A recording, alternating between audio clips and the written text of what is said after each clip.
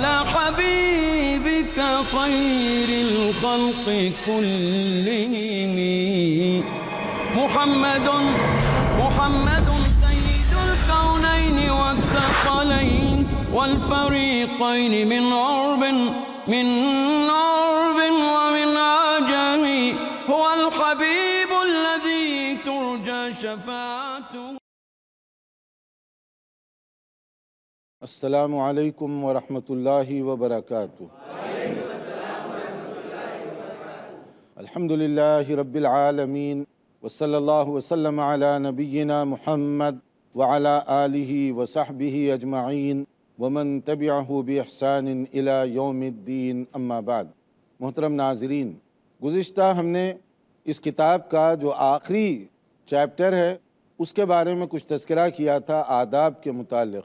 اسی سلسلے کو ہم آگے بڑھاتے ہیں کہ نبی کریم صلی اللہ علیہ وسلم نے جہاں مسائل اور احکام بتائے وہاں آداب اور اخلاقیات کی چیزیں بھی بتائیں تاکہ آدمی یہ اپنے روزمرہ پیش آنے والی چیزیں، آداب زندگی، اس سے بھی اچھی طرح سے واقف ہو سکے. جن چیزوں کے بارے میں بتایا گیا ان میں نبی صلی اللہ علیہ وسلم نے گناہ کا ایک سمپل، ایزی اور آسان طریقہ بتایا پہچاننے کا، کہ گناہ کو پہچاننے کا آسان طریقہ کیا ہے. آسان نسخہ، حرام حلال یہ بڑی چیزیں تو آپ پڑھ چکے ہیں. اب لیکن کس طرح سے فوری پہچانیں گے اس کے لیے ایک بات بتائی گئی. نبی صلی اللہ علیہ وسلم نے کہا کہ الاثم ما حاک فی صدرک وکرہت ان یطلع علیہ الناس. صحیح مسلم کی حدیث ہے. گناہ کی پہچان یہ ہے کہ اس کے کرتے ہوئے تمہارے دل میں تھوڑی سی کلک ہو، چبھن ہو، خلش ہو، ضمیر کی خلیش، ضمیر کی چبھن.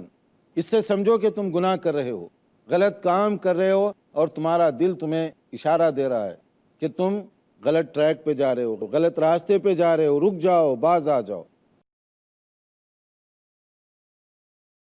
اور دوسری اس کی نشانی یہ ہے کہ کرتے ہوئے آدمی تھوڑا سا ڈرے، حفاظت کرے، بچے کہ کہیں مجھے جاننے والے دیکھ تو نہیں رہے ہیں.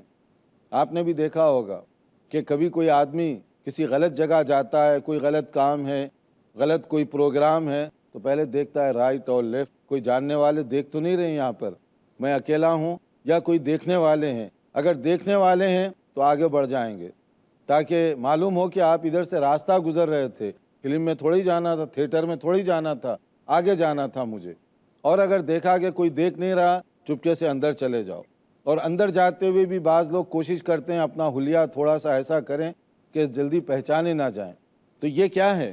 آپ لوگوں سے ڈر رہے ہیں، کوئی کام کر رہے ہیں اور لوگوں سے ڈر رہے ہیں، خوف زدہ ہیں. تو اس کا معنی یہ ہے کہ آپ وہ کام لوگوں سے چھپانا چاہتے ہیں. تو ہمیں یہ سوچنا چاہیے کہ لوگوں سے تو ہم چھپا لیں گے لیکن رب العالمین سے بھی چھپا لیں گے. اللہ تعالیٰ، اس کا علم تو ہر چیز پر ہے، ہر چیز کو وہ دیکھ رہا ہے، ہر چیز کو ریکارڈ کرنے کا اس نے انتظام کروا رکھا ہے. آپ لوگوں سے چھپ کر کریں، لوگوں کے سامنے کریں، ہر چیز ریکارڈ میں ہے. اور وہی ریکارڈ قیامت کے دن ہمارے سامنے رکھا جائے گا، ہمارے ہاتھ میں دے دیا جائے گا کہ لو یہ تمہاری زندگی کا ریکارڈ ہے، پڑھ لو اس کو، دیکھ لو اس کو، تم نے کیا کیا، کیسے کیا، وہ ساری چیزیں اس میں درج ہیں. چھوٹے سے چھوٹا کام بھی اس میں درج ہے، بڑے سے بڑا لوگوں کے سامنے کی جانے والی چیز بھی موجود ہے، لوگوں سے چھپا کر کی جانے والی چیز بھی موجود ہے. تو ضمیر کی چبھن ایک بہت بڑی پہچان ہے کہ آپ معلوم کر سکتے ہیں یہ غلط کام ہے جو آپ کو نہیں کرنا چاہیے لیکن آپ کر رہے ہیں. لوگوں سے بچنا چاہتے ہیں لیکن رب العالمین سے بچ نہیں سکتا کوئی آدمی. لوگوں سے مثلا آپ ماں باپ سے بچ جائیں گے، رشتہ داروں سے بچ جائیں گے، مگر اللہ تعالیٰ سے بچ نہیں سکتے. ایسے بہت سارے کام ہوں گے، ایسی بہت ساری جگہ ہوں گی جن کو کرتے ہوئے یا جہاں جاتے ہوئے آدمی آگے پیچھے دیکھتا ہے. میں آپ کا ہاتھ تو نہیں کھڑا کروں گا کہ کون کون ایسے کام کیا ہے جس کو آگے پیچھے دیکھنا پڑا، پتہ نہیں کتنے لوگ ہاتھ کھڑا کریں گے، مگر یہ انسانی ایک طریقہ ہے. تو اس میں جو بتایا گیا گناہ کی پہچان، کہ اگر تمہیں اس طرح کی کوئی بات ہو تو سمجھو کہ تم غلط کام کر رہے ہو، اس سے پرہیز کرو. یہ آسان تعریف بتا دی گئی گناہ کو پہچاننے کی. حدیث میں ایک اور ادب بتایا گیا. مجلس میں جب آپ بیٹھے ہوئے ہوں، 3 آدمی ہیں تو 2 آدمی کانا پھوسی مت کریں، سرگوشی مت کریں، خسر پھسر. اس کی وجہ سے کیا ہوگا، 3rd آدمی اس کے دل میں خواہ مخواہ شکوک پیدا ہوں گے. وہ یہ سمجھے گا کہ شاید آپ اس کے خلاف کوئی بات کر رہے ہیں. حالانکہ آپ اس کے بارے میں نہیں کر رہے ہیں، گھر کا کوئی مسئلہ ہوگا، کوئی اور جگہ کا مسئلہ ہوگا، مگر یہ آداب کے خلاف ہے، اس لیے کہ اس آدمی کے ذہن میں خواہ بدگمانی پیدا ہوگی اور آپ اس کا سبب فراہم کریں۔ دیکھیے اسلام کتنی ہماری تربیت کر رہا ہے، کیسی کہاں کہاں تربیت کر رہا ہے۔ ہاں اگر زیادہ لوگ بیٹھے ہوئے ہیں، کوئی دو آدمی ادھر بیٹھے ہوئے ہیں، دو آدمی آپس میں بات کر رہے ہیں، دو آدمی ادھر کر رہے ہیں، تو یہ تو ٹھیک ہے، کوئی آپس میں مشورہ وغیرہ کرنا ہو۔ تین آدمی بیٹھے ہوئے ہیں، دو الگ باتیں کریں تو وہ ایک آدمی کے ذہن میں ایک بدگمانی کی بات پیدا ہوگی، اس سے منع کیا گیا تاکہ کسی کو اس طرح کی کوئی بدگمانی نہ پیدا ہو۔ اور بدگمانی کی طرف لے جانے والے جو اسباب ہیں، شریعت اتنی ہماری رہنمائی کر رہی ہے کہ ان سے بھی ہمیں روکا گیا۔ اور اسی طرح سے کچھ آداب جن کے بارے میں بتایا گیا کہ اگر آپ کسی مجلس میں جائیں تو کیسے بیٹھنا چاہیے۔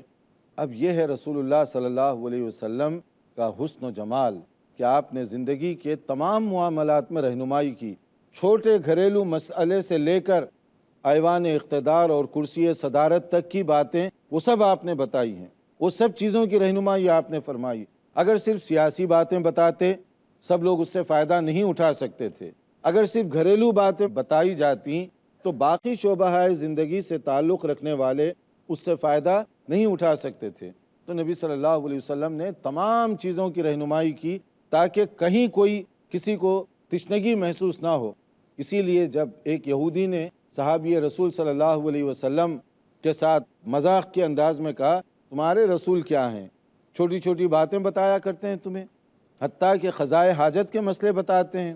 انہوں نے کہا جی ہاں بتاتے ہیں، اس لیے کہ ہمارے رسول مشفق و مہربان باپ سے زیادہ مشفق ہیں، باپ سے زیادہ مہربان ہیں، اسی لیے آپ سب باتیں بتاتے ہیں، ورنہ ہمیں کیا معلوم کیسے پینا، کیسے کھانا، کیسے لیٹنا، اگر آپ نہ بتاتے تو ہمیں کیا معلوم ہوتا۔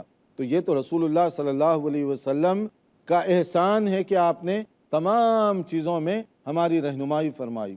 اس میں آپ نے فرمایا مجلس میں کچھ لوگ بیٹھے ہوئے ہیں، ذرا سا جگہ تنگ ہو گئی تو کیا کرو، پیر پھیلا کے بیٹھو تاکہ آنے والے کو جگہ نہ ملے؟ نہیں، آپ نے کہا ذرا سکڑ کر سمیٹ کر بیٹھو تاکہ زیادہ لوگ بیٹھ سکیں، میکسیمم لوگوں کو فائدہ ہو سکے۔ کہا گیا وَلَكِن تَفَسَّحُوا وَتَوَسَّعُوا، کوشش کرو کہ ایسی کوئی گنجائش پیدا کرو تاکہ آنے والا محروم نہ ہو، جتنی گنجائش ہے۔ آج کل تو مسئلہ ایسا ہے، مسجد میں بھی کبھی آپ نے دیکھا ہوگا جو دو آدمی ہیں اس کے ساتھ تیسرا ٹھہر سکتا ہے، لیکن وہ کوشش کریں گے کہ ہم جب پہلے آئے ہیں ہم نے جگہ ریزرو کی ہے، لہٰذا ہم ذرا پاؤں پھیلا کے آرام سے بیٹھیں گے۔ اب تیسرا آپ کے سامنے ٹھہرا ہوا ہے، اگر ذرا سا آپ کوشش کریں بڑی آسانی سے وہ ایڈجسٹ ہو سکتا ہے، لیکن کھڑے رہنے دو اس کو، ٹھہرے رہنے دو اس کو۔ ہم اس کے لیے آمادہ نہیں ہے کہ اس کو بھی ایڈجسٹ کیا جائے، وہ بھی نماز کے لیے آیا ہے، وہ بھی عبادت کے لیے آیا ہے، لیکن اس کو ایڈجسٹ کرنے کے لیے عام طور پہ تیار نہیں ہوتے۔ اسی طرح سے ایک اور بات بھی بتائی گئی کہ اگر کوئی آدمی کہیں مجلس میں جائے تو اسے بھی کوشش کرنی چاہیے کہ دوسروں کی جگہ نہ بیٹھے، دوسروں کا حق دبانے کی کوشش نہ کرے۔ جیسے ایون نمازوں میں بھی آپ نے دیکھا ہوگا کہ کچھ لوگ آتے دیر سے ہیں اور چاہتے ہیں کہ پہلی صف میں جگہ ملے۔ اب اس کے لیے کیا ہے، پیچھے جو بیٹھے ہوئے ہیں ترتیب کے ساتھ ان سب کی گردنیں پھلانگتے ہوئے آپ جا رہے ہیں کہ ہز ایکسیلنسی تشریف لا رہے ہیں تاکہ پہلی صف میں ان کو جگہ مل سکے۔ تو یہاں پر مسجد میں کوئی ہز ایکسیلنسی نہیں ہوتا، مسجد میں جو فرسٹ کم فرسٹ سرو، پہلے آؤ پہلے جگہ پاؤ، جہاں جگہ ملی وہاں بیٹھنا چاہیے۔ جمعہ کے دن یہ بہت ہوتا ہے کہ بہت سارے لوگ تاخیر سے آتے ہیں لیکن کوشش کرتے ہیں کہ آگے بڑھیں، یہ آداب کے خلاف ہے، جمعہ کے آداب کے بھی خلاف ہے۔ پہلے جو آئے ہیں ان کو چاہیے کہ اگلی صفیں پہلے فل کر لیں تاکہ پیچھے والے پیچھے بیٹھ سکیں۔ بعض اوقات پہلے آنے والوں کی بھی غلطی ہوتی ہے کہ مثلاً دو صفیں جگہ خالی ہے، اب تیسری صف میں بیٹھے ہوئے ہیں، اب لازماً بعد میں آنے والے کو آگے جانا پڑے گا، تو پہلے آنے والے اگلی صفیں اس طرح سے بھر دیں تاکہ بعد میں آنے والے پیچھے آرام سے بیٹھ سکیں، ان کو گردنیں پھلانگنے کی ضرورت نہ پیش آئے۔ ایک اور مسئلہ جو اس میں بتایا گیا وہ ہے سلام کے آداب۔ جیسے اس سے پہلے گزرا کہ سلام کرنا یہ اسلامی آداب میں داخل ہے، اسی طرح سے کہا گیا کہ اگر کہیں ایک جماعت گروپ بیٹھا ہوا ہے، کوئی آنے والا سلام کرتا ہے، اس کے ساتھ ایسی آواز بلند کرنے کی ضرورت نہیں ہے کہ ساری مسجد گونجنے لگ جائے یا سارے لوگوں کو ڈسٹرب ہو۔ آنے والے کو چاہیے کہ اس آواز سے سلام کرے کہ اس جماعت میں سے کوئی ایک آدمی بھی جواب دے دے تو کافی ہے، کیونکہ یہ ہر ایک کے اوپر فرض عین نہیں ہے کہ ہر آدمی جواب دے۔ مجلس میں بیٹھے ہوئے 20 آدمی، آنے والے نے سلام کیا، ایک آدمی جواب دے دے بس کافی ہے۔ ساروں کو جواب دینا یہ نہیں ہے جیسے عام طور پہ سمجھا جاتا ہے، اور اسی طرح آنے والے کو بھی چاہیے کہ اتنی آواز بلند نہ کرے کہ دوسروں کو ڈسٹرب ہو، مناسب آواز سے سلام کر دے، اور جو بھی آدمی قریب ہے وہ اس کا جواب دے دے، سب کی طرف سے یہ حق پورا ہو جائے گا۔ اب اسی طرح ایک اور مسئلہ چھینکنے کے بارے میں، دیکھیے اسلامی آداب، یہ آداب کی بات ہو رہی ہے، ایٹیکیٹ، مینرز، جنرل کے آداب کس طرح سے کرنا چاہیے، تو اس میں سے ایک چھینکنے کے آداب۔ صحیح طریقہ، مسنون طریقہ یہ ہے کہ چھینکنے والا کیا کہے؟ الحمدللہ، بآواز بلند کہے الحمدللہ۔ اگر وہ الحمدللہ کہے تو سننے والا جواب دے گا اس کے لیے دعائیہ کلمات۔ اگر وہ الحمدللہ نہ کہے تو سننے والے کو جواب نہیں دینا چاہیے، کیونکہ اس نے اللہ کی تعریف نہیں کی، لہٰذا آپ اس کے لیے دعا مت کیجیے۔ اگر اس نے اللہ کی تعریف کی، الحمدللہ کہا، تو آپ اس کے لیے دعا کریں یرحمک اللہ، کہ اللہ تعالیٰ آپ پر رحم فرمائے۔ اور پھر چھینکنے والے کو چاہیے، اس نے آپ کے لیے خیر کا جملہ کہا، دعا دی ہے، آپ بھی اس کے لیے دعا دیں۔ اور وہ دعا کیا؟ یہدیکم اللہ ویصلح بالکم، کہ اللہ تعالیٰ صحیح راستے پر قائم رکھے اور تمہارے لیے صحت و سلامتی عطا فرمائے۔ تو یہ دونوں دعائیں ہیں اس کے لیے، چھینکنے والا بھی دعا دے رہا ہے، سننے والا بھی دعا دے رہا ہے۔ یہ پاکیزہ اسلامی طریقہ ہے۔ اب ایکسکیوز می میں کیا دعا ملی، کیا فائدہ ملا؟ اس کے بجائے اسلامی آداب میں دیکھیے اللہ کی تعریف بھی ہو رہی ہے، سننے والے کے لیے دعا بھی دی جا رہی ہے، اور سننے والا آپ کو بھی دعا دے رہا ہے۔ اب یہ بعض کلچرز میں الحمدللہ بعض جگہوں پر یہ عادات ہیں کہ ملاقات وغیرہ ہو تو دعائیہ جملے ایکسچینج کیے جاتے ہیں۔ عرب کلچر خاص طور پر اس سلسلے میں، خصوصاً جو سعودی عرب اور اس سے متعلقہ بعض ممالک ہیں اس کے آگے پیچھے، ان میں یہ عام طور پہ پایا جاتا ہے جب ملاقات ہو، دو بھائی دو دوست آپس میں ملتے ہیں، کافی دیر تک دعائیہ جملہ کہتے رہتے ہیں، ایک دعا دیتا ہے، پھر دوسرا دعا دیتا ہے، پھر آپ پہلا، پھر کوئی اور دعا دے گا۔ یہ ایک اچھا طریقہ ہے، لیکن ہمارا کلچر ہے کہ اگر کوئی پوچھے خیریت تو بڑی مشکل سے ہم جواب دیں گے، اس کے بعد دعا دینا اور سننے والا اس کو دعا دے، یہ تو عموماً ہماری تہذیب سے دھیرے دھیرے یہ بات نکلتی چلی گئی، دعا دینے کی باتیں۔ اور اسی لیے چھینکنے کے آداب یہ بہت سارے لوگوں کو تک پتہ نہیں ہے۔ تو میں نے جو 3 باتیں بتائی ہیں یہ آپ لوگ یاد رکھیں، تھوڑی دیر کے بعد انشاءاللہ اس میں بھی آپ کا ٹیسٹ ہوگا کہ کتنے بھائیوں کو یہ یاد ہے اور کتنے اس پر عمل کر رہے ہیں، کیونکہ یہ جو باب ہے، اس باب کا اصل مقصد یہی ہے کہ زیادہ سے زیادہ ہم لوگ جو ہے دین کے آداب اس کو سیکھیں، تاکہ روزانہ کی جو زندگی ہے گھر میں اس پر آسانی کے ساتھ عمل کر سکیں۔ تمام معززین، تمام بھائی اور بہنیں وہ بھی اس کو سنیں، اس پر عمل کریں، کیونکہ نبی صلی اللہ علیہ وسلم کی ہدایات پر عمل کرنے میں دنیا جہاں کی خیر و برکت۔ دیکھیے نبی صلی اللہ علیہ وسلم نے کھانے پینے کے آداب ہی کے بارے میں ایک اور بات بتائی کہ آپ دایاں ہاتھ استعمال کریں، رائٹ ہینڈ، لیفٹ ہینڈ نہ استعمال کریں اس چیز کے لیے۔ لیفٹ ہینڈ کا استعمال جو ہے عموماً جیسے آپ استنجا کے لیے گئے یا اسی طرح آپ صفائی وغیرہ کے لیے، تو اس وقت آپ لیفٹ ہینڈ کا استعمال کریں، اور ورنہ جو ہے آپ دایاں ہاتھ آپ استعمال کرنا سیکھیں۔ آپ چائے پی رہے ہیں، پانی پی رہے ہیں، کھانا کھا رہے ہیں، ایک کوئی چیز لکھ رہے ہیں، دے رہے ہیں، پڑھ رہے ہیں، تو بھی کوشش کیجئے کہ رائٹ ہینڈ استعمال کریں، سوائے اس کے کہ جیسے بعض لوگ رائٹ ہینڈ سے لکھ نہیں سکتے، وہ ایک مجبوری ہے ان کی، ورنہ جتنی ہو سکتا ہے کوشش کریں۔ دیکھتے رہیے پروگرام، ایک وقفے کے بعد حاضر ہوں گے انشاءاللہ۔ والثقلين ناظرین، وقفے سے پہلے ہم آداب زندگی کے متعلق کچھ باتیں ہدایت نبوی صلی اللہ علیہ وسلم کی روشنی میں بتا رہے تھے کہ بلوغ المرام کا جو آخری حصہ ہے اس میں اس طرح کے آداب بہت زیادہ ہیں، مختلف زندگی کے مراحل میں پیش آنے والی باتیں اور اس پر عمل کیسے کرنا چاہیے۔ اس میں سے ایک اور بات کہ نبی صلی اللہ علیہ وسلم نے دائیں ہاتھ سے، رائٹ ہینڈ سے کھانے کو استعمال کرنے کو اچھی چیزوں کے اس میں زیادہ پسند فرمایا ہے۔ جیسے آپ دیکھیے کہ اذا اکل احدکم فلیأکل بیمینہ واذا شرب فلیشرب بیمینہ، کہ آدمی کو کوشش کرنا چاہیے کہ اپنا رائٹ ہینڈ، دایاں ہاتھ استعمال کرے اور بائیں ہاتھ کو خاص ضروریات کے لیے اٹھائے رکھے۔ اور بچوں میں بھی یہی عادت ڈالیں، یہی تہذیب گھر میں بھی اپنائیں، تاکہ جو ہے آپ کو اس کی عادت پڑ جائے۔ ورنہ آج کل فیشن کے طور پر مختلف چیزوں میں جہاں خرابیاں ہوئی ہیں، وہاں یہ کہ زیادہ سے زیادہ لوگ کوشش کرتے ہیں بایاں ہاتھ استعمال کریں، چائے کا کپ پکڑے بائیں ہاتھ سے، کھانا پینے کی چیز خاص طور پر وہ بائیں ہاتھ سے، سینڈوچ اٹھائے ہوئے ہیں بائیں ہاتھ میں، لیفٹ ہینڈ میں، تو رائٹ ہینڈ میں لینا کوئی آپ کے لیے مشکل ہوتا ہے؟ اگر تو کوئی آدمی کا ایک ہی ہاتھ ہے تو وہ مجبور ہے، ورنہ یہ کہ آدمی کو کوشش کرنی چاہیے جتنا ممکن ہو سکتا ہے رائٹ ہینڈ کا استعمال کرے اور استعمال کرنا سکھائے۔ کھانے پینے ہی کے بارے میں، پہننے اوڑھنے کے بارے میں ایک اور اصول بتایا گیا کہ میاں نہ روی، بخیلی، کنجوسی یہ ناپسندیدہ ہے، اسراف اور فضول خرچی یہ بھی ناپسندیدہ ہے، کیونکہ ایسا آدمی ہمیشہ پریشانی میں رہتا ہے۔ آپ کی تنخواہ 5,000 ہے، دوستوں میں اپنا ذرا گردن اکڑانے کے لیے آپ 5 کے بجائے 6,000 خرچ کر رہے ہیں، تو 1,000 کہاں سے لا رہے ہیں؟ آپ قرض لے رہے ہیں، تو 1 مہینہ لیں گے، 2 مہینے لیں گے، اور اس کے بعد اس سے منہ چھپائیں گے، اس سے منہ چھپائیں گے، اس کو جھوٹ بولیں گے، اس کو جھوٹ بولیں گے، تو کب تک آپ اپنی اس طرح کی پوزیشن بنائے رکھیں گے؟ اس سے بہتر ہے کہ اللہ تعالیٰ نے جتنی آپ کو حیثیت دی ہے اس میں کفایت شعاری کی زندگی گزارنا سیکھیں۔ میانہ روی کی زندگی، اس سے انسان کو ہمیشہ سکون ملے گا، کوئی تنگی، کوئی پریشانی اس کو نہیں پیش آئے گی۔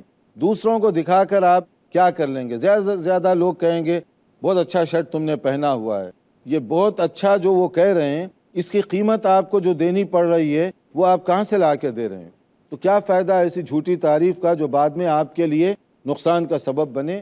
آدمی کو کھانے پینے، رہنے سہنے ہر جگہ درمیانی انداز اختیار کرنا چاہیے۔ جہاں کنجوسی غلط ہے وہاں فضول خرچی بھی غلط ہے۔ نبی صلی اللہ علیہ وسلم نے فرمایا کہ کل وشرب والبس وتصدق فی غیر صرف ولا مخیلہ۔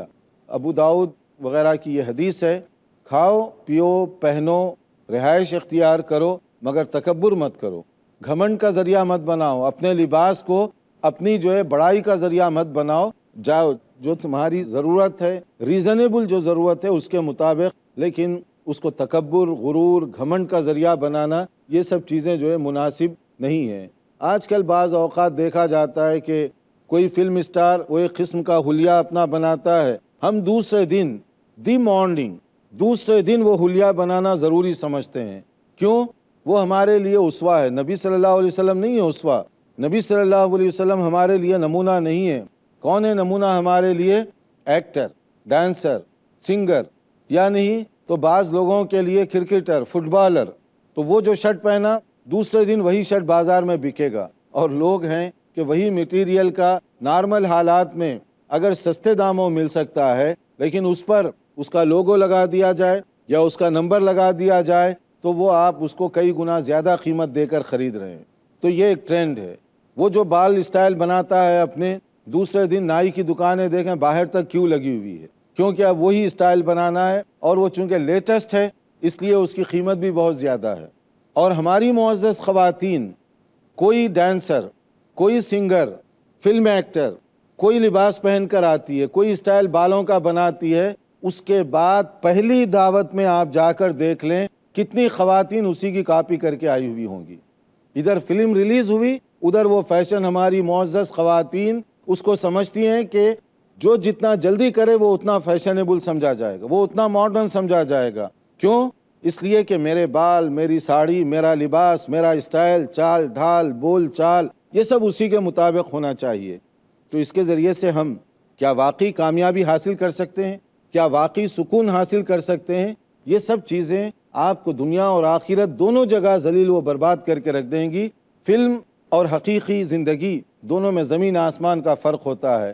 یہاں ایک ایکٹنگ کی جاتی ہے، زندگی ایکٹنگ کا نام نہیں، ریالٹی کا نام ہے۔ ریالٹی اور ایکشن میں بہت فرق ہوتا ہے۔ یہاں آپ کوئی بھی چیز دیکھ سکتے ہیں اور کوئی بھی چیز آپ کو بتائی جا سکتی ہے، لیکن اگر کوئی آدمی اسی کی طرح سے نقالی کرنے کی کوشش کرے گا تو بہت جلد اس کو محسوس ہوگا کہ یہ دیکھنے میں جتنی پرکشش زندگی لگتی ہے اتنی ہی دھوکہ اور خطرے سے بھری ہوئی ہے، اتنی ہی برائیوں سے آلودہ ہے، اتنی ہی خرابیوں سے آلودہ ہے۔ تو ایک مومن کو چاہیے کہ ان چیزوں کو فخر و غرور کا نہیں، ہمارے لیے خوشی سعادت کی بات دین اسلام پر عمل کرنے میں ہونا چاہیے، نبی صلی اللہ علیہ وسلم کی سنت کے پر عمل کرنے میں ہونا چاہیے۔ امہات المومنین کے اسوے کو اپنائیے، صحابیات کے اسوے کو اپنائیے، تاکہ اس کے ذریعے سے دنیا میں بھی فائدہ ہو، سکون ملے، حقیقی راحت ملے اور آخرت میں بھی فائدہ ہو سکے۔ ہم یہاں تھوڑا سا وقفہ کریں گے، اگر آپ کے کوئی سوال ہوں تو پہلے پوچھ لیجئے۔ السلام علیکم وعلیکم السلام۔ شیخ، میرا کوشچن یہ تھا کہ آج کل کا جو ٹرینڈ ہے کھانے کے آداب میں دیکھا جاتا ہے، لوگ پلیٹ میں تھوڑا کھانا رکھ دینا یا بچا دینا، اس کو لوگ فیشن سمجھتے ہیں، تو اس کے لیے شریعت ہمیں کیا حکم دیتی ہے؟ اور دوسری چیز، ایسا دیکھا جاتا ہے کہ محفل کے اندر جو ہے لوگ کھانا کھاتے اٹھ کے بھاگ جاتے ہیں، مطلب کھائے اور ڈائریکٹ چل دیے، کسی کو کچھ بولے نہیں، پوچھے نہیں، تو اس میں جو ہے شریعت کیا حکم دیتی ہے؟ شریعت جو ہے اس سلسلے میں کہ برتن جو ہے اس میں کھانا بچا دینا اور انگلیاں اسی طرح سے جیسے آپ کھانا کھا رہے ہیں تو پھر اس کے بعد اس کو انگلیوں کو چاٹنا یہ معیوب سمجھا جاتا ہے، لیکن شریعت اس کو برکت کا ذریعہ قرار دیتی ہے۔ نبی صلی اللہ علیہ وسلم کی سنت اس کے برعکس ہے۔ نبی صلی اللہ علیہ وسلم کی سنت کیا ہے؟ اذا اکل احدکم طعاما فلا یمسح یدہ حتی یلعقها او یلعقها۔ صحیح بخاری اور مسلم کی یہ حدیث ہے کہ نبی صلی اللہ علیہ وسلم نے فرمایا جب کھانا کھاؤ تو پھر اپنی انگلیوں کو چاٹ لو، صاف کرو۔ یہ نہیں ہے کہ پہلے ٹشو سے آپ ویسے ہی پوچھ دیں تو اس کے اندر کھانا بھی لگا ہوا ہے، لیکن معیوب سمجھتے ہیں۔ کوئی معیوب نہیں ہے، یہ ڈھنگ ہم نے بنایا ہوا ہے۔ نبی صلی اللہ علیہ وسلم کی سنت یہ ہے کہ اپنی انگلیوں کو چاٹیں اور اس کے ذریعے سے اس کو صاف کریں، پھر جا کر آپ دھو لیں۔ اسی طرح سے پلیٹ کو، ہاں کوئی ایسی چیز ہے جو آپ کھا نہیں سکتے، مثلا تیز سالن، مرچ سامنے رکھی ہوئی ہے، کوئی اور چیز ہے جو آدمی طبیعت کے مطابق نہیں کھا سکتا، وہ ایک الگ استثنائی چیز ہے، اس کو چھوڑ دیں آپ۔ لیکن یہ ہے کہ کوشش کریں کہ برتن بھی صاف کی جائے، اپنا ہاتھ بھی صاف کیا جائے، کھانے سے پہلے بھی دھو لیں، کھانے کے بعد بھی دھوئیں۔ یہ آداب ہیں اور یہ آداب ہزار بار بہتر ہیں اس تہذیب سے کہ کھانا ویسے ہی بچا دیا جائے، پانی کے گلاس ویسے ہی چھوڑ دیا جائے، بلکہ یہ فیشن سمجھا جاتا ہے۔ مثال کے طور پر کوئی اگر پیاس لگی ہوئی ہو، کوئی گیا اور ٹھنڈا مشروب اس نے لیا، کوئی بوتل لی، سمجھیے کوئی بھی اورنج جوس ہے، کوئی بھی جوس ہے، تو اس میں لوگ سمجھتے ہیں پورا پینا معیوب ہے، لہٰذا گلاس میں تھوڑا سا بچا دینا چاہیے۔ پورا پینا معیوب ہے، لہٰذا بوتل میں تھوڑا سا چھوڑ دینا چاہیے۔ ہمارے نبی کا طریقہ بتا رہا ہے چھوڑنا معیوب ہے، پورا پینا چاہیے۔ آپ پورا صاف کریں، کیونکہ نہیں معلوم کس میں برکت رکھی ہوئی ہے، اس لیے جو ہے یہ لوگوں کو دکھانے خلاف سنت کوئی کام نہ کیا کریں۔ اور یہ جو اس طرح بھاگنے بھگانے کی بات ہے، دعوت کے کچھ آداب ہیں۔ آدمی جب آئے تو جس نے دعوت دی ہے اس سے ملے، بات چیت کرے، کیونکہ مقصد صرف کھانا ہی نہیں ہوتا، اور جانے سے پہلے اگر اس کو اطلاع دے کر جائیں یہ زیادہ صحیح اور مناسب طریقہ ہوتا ہے۔ ہمارے اور بھی سوالات ہیں، مگر چونکہ ٹائم محدود ہے تو ہم یہیں اپنے لیکچر کو روکتے ہیں۔ انتظار کیجئے ہمارے آئندہ پروگرام کا۔ والسلام علیکم ورحمۃ اللہ وبرکاتہ۔ مولاي صل وسلم دائما أبدا على حبيبك خير الخلق كلهم محمد سيد الكونين والثقلين والفريقين من عرب ومن عجم هو الحبيب الذي ترجى شفاعته هو الحبيب